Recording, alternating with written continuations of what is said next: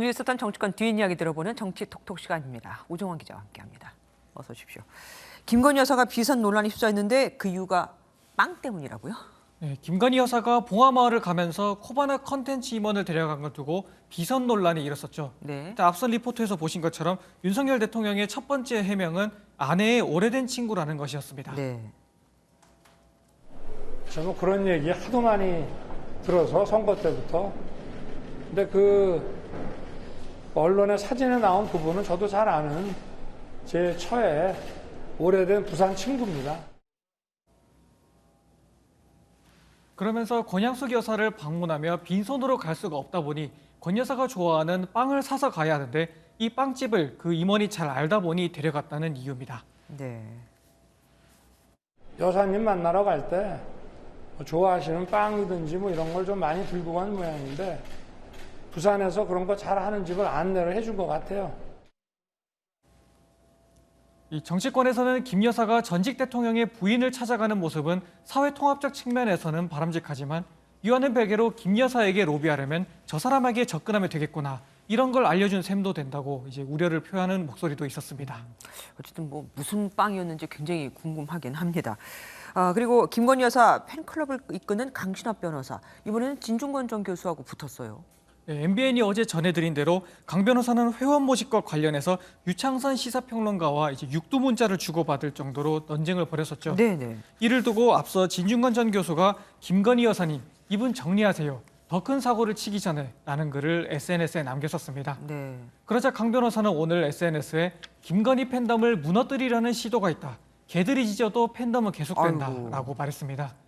여기에 진 전 교수를 향해서는 당신이 여사를 위해 한 게 뭐가 있느냐. 그럴 시간 있으면 독일에서 실패한 박사학위나 따라 이렇게 비난했습니다.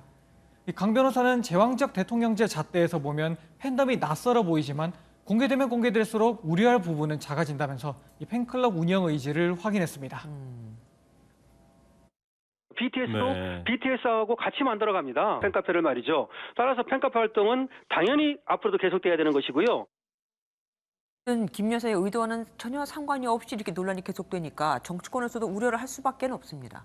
네, 이준석 국민의힘 대표는 김건희 여사 팬클럽이나 부속실 설치 여부에 대해서 하루빨리 명확한 입장을 밝혀야 한다고 말했습니다. 네. 연구인의 자격과 역할에 대해 가지고는 대통령마다 좀 다르게 규정되긴 합니다만은 이번에 좀 명확하게 할 필요가 있어 보입니다. 박지원 전 국정원장은 윤 대통령에 대해 매일 아침하는 도어 스태핑에서 정제되지 않은 발언이 나오거나 또 김건희 여사 관련된 부분에서 문제가 터질 수 있다고 우려했습니다. 봉화에 간 것 얼마나 잘하셨어요. 그런데 거기에 동행한 사람이 문제가 되고 있잖아. 또 김건희 여사 팬카페 회장이 쌍소리로 비난을 하고 이게 문제가 된다고요.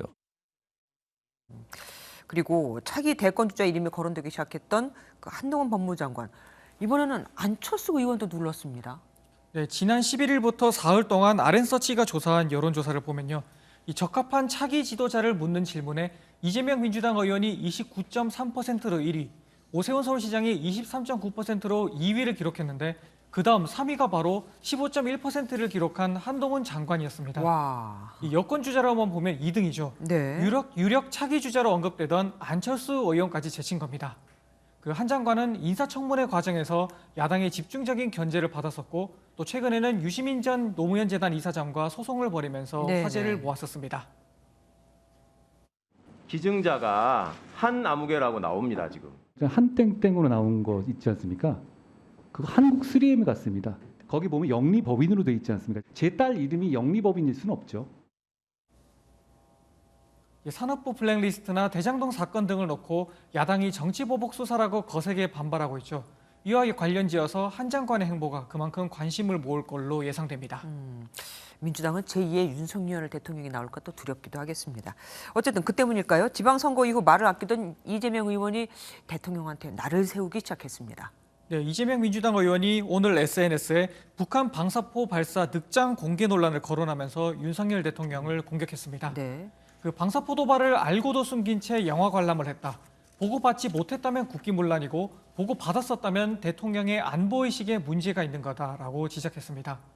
또 2시간쯤 뒤에는 대장동 의혹으로 자신이 피의자로 적시됐다는 보도를 거론하면서 검찰을 이용한 정치 보복과 정치 탄압이 시작됐다. 사법살인 기도를 중단하라라고 올리기도 했습니다. 이 개파 문제와 선거 패배 책임론으로 수세에 몰렸었죠. 그랬던 이재명 의원이 대여 공세를 하면서 출구를 찾아보려는 모습입니다. 예, 지금까지 정치톡톡 우정원 기자와 함께했습니다. 고맙습니다.